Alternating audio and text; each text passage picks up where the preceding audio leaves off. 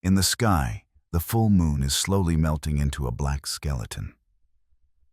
The screen of your cell phone illuminates your dim room like a bluish ghost.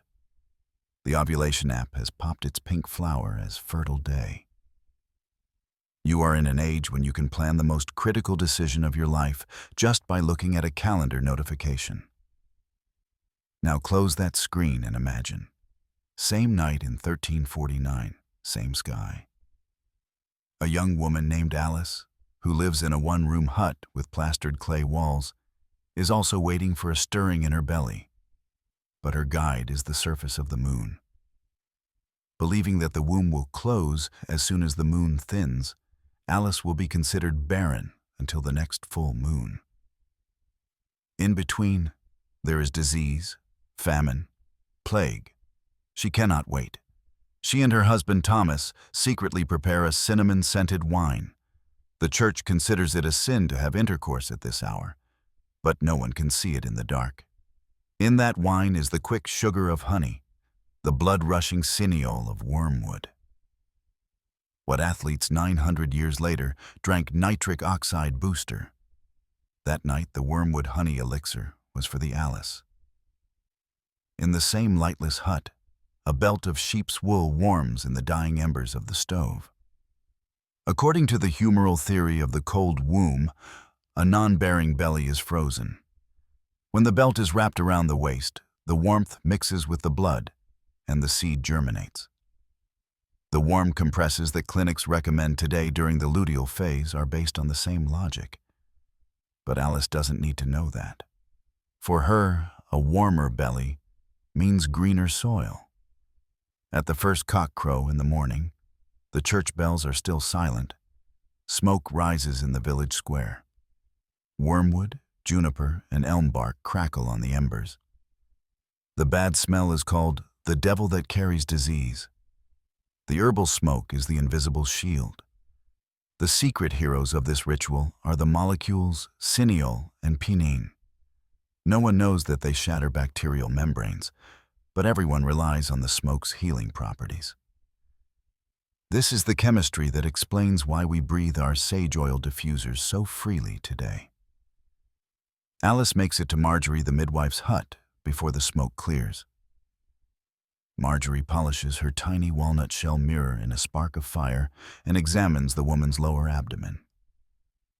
The mirror's solemn face is not only meant to reflect light on the uterine wall, it is also meant to instill in Alice the confidence that I have been seen, I am under control. The relaxed body releases oxytocin, the natural muscle relaxant of the female body. Marjorie dips the mirror in boiling water with ginger, a split-second pasteurization in a pot of boiling herbs instead of today's sterile steel. Meanwhile, the village's only bakery cut off the smoke from its chimney. The doors are closed. No one steps outside. The moon is weak. The air is sharp and rumors of the Black Death have reached the border towns. But Alice is not thinking of the plague, but of the dragon's oil stored in a clay jar. Dragon's oil, a mixture of honey, salt, rosewood resin, and beeswax, is the most precious scent in the village, second only to baby scent.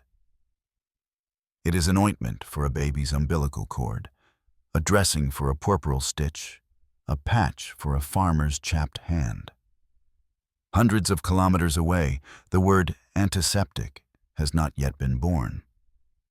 But the hygroscopic power of honey, the bactericidal properties of salt, and the anti-inflammatory properties of resin have made this tiny jar a health insurance. Honey is a magical commodity at the village market. They say a day's work pays for a single candle, and honey is that candle's honey.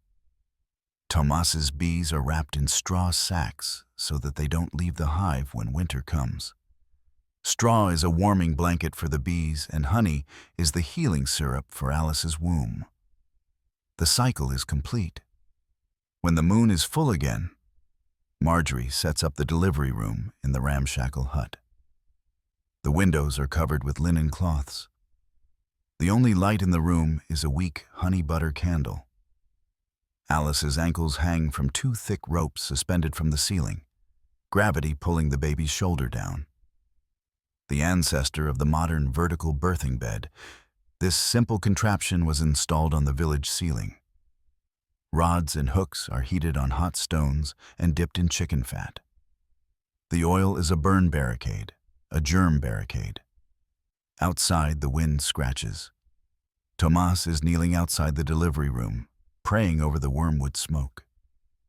The prayers may not be scientific, but they are a cortisol-lowering, vasodilating mantra.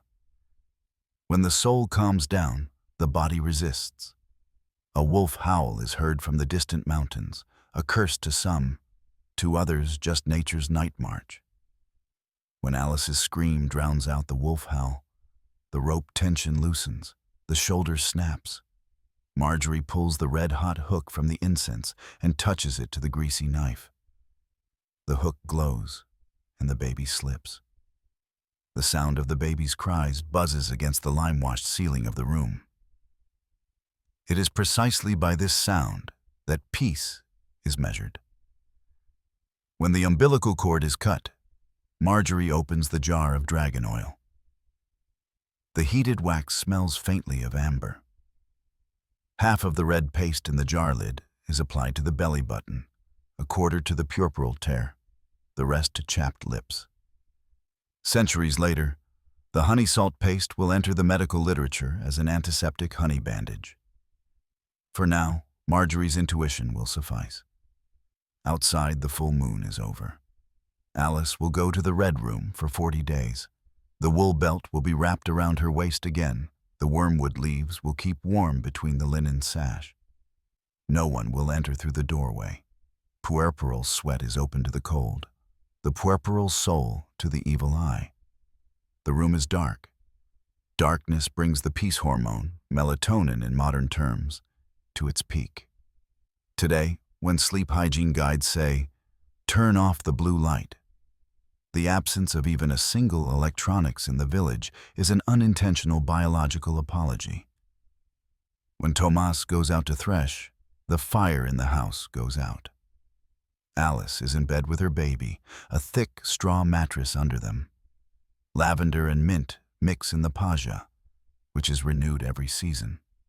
Lavender's linalooley, grandma's menthol, the earthy scented version of the ingredients sold in bottles in modern aromatherapy.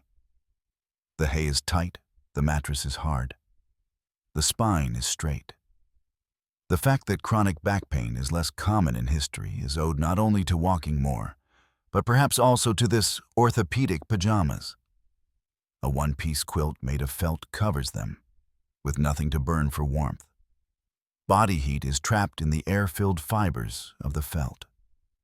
Passive thermal insulation.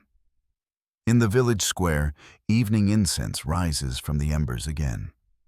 Wormwood smoke is too far away to touch the baby's body, but it permeates the rafters of the house. Flies and fleas are far away. Alice wakes up at 2 a.m., the first break of biphasic sleep. This is not the hour of the souls, but the hour of productivity. She quietly weaves the linen yarn she has prepared by the crib. Modern sleep laboratories have shown that subjects living in darkness also revert to biphasic sleep.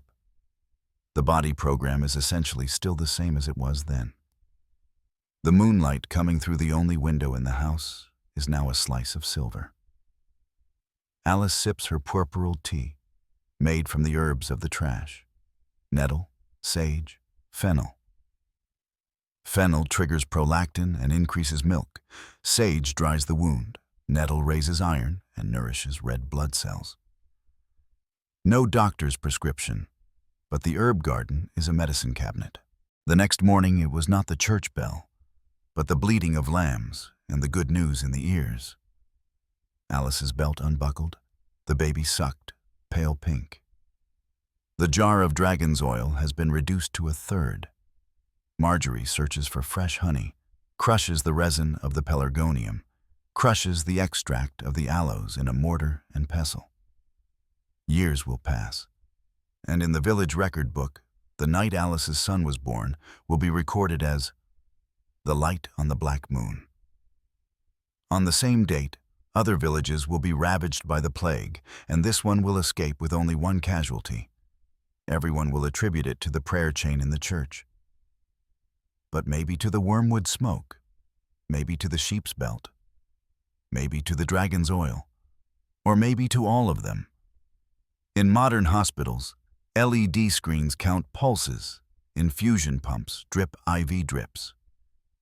Alice's great-grandchildren don't even notice the face of the moon as they stare at those screens.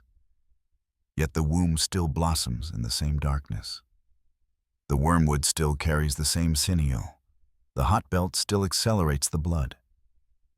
Technology has not replaced the ritual. It has only made us forget the smell, the darkness, the silence. Now the screen on your phone may light up again. The pink flower of the ovulation app is still there. But maybe tonight you'll leave the window ajar and let some darkness in. Maybe you'll remember the sheep belt as you put your hot water bottle on your stomach. Maybe you'll put one drop too many on the lavender pillow. And who knows, maybe one day you will have a child and you will tell it an old story. When the moon went dark, the womb slept. We waited for its light, and it came.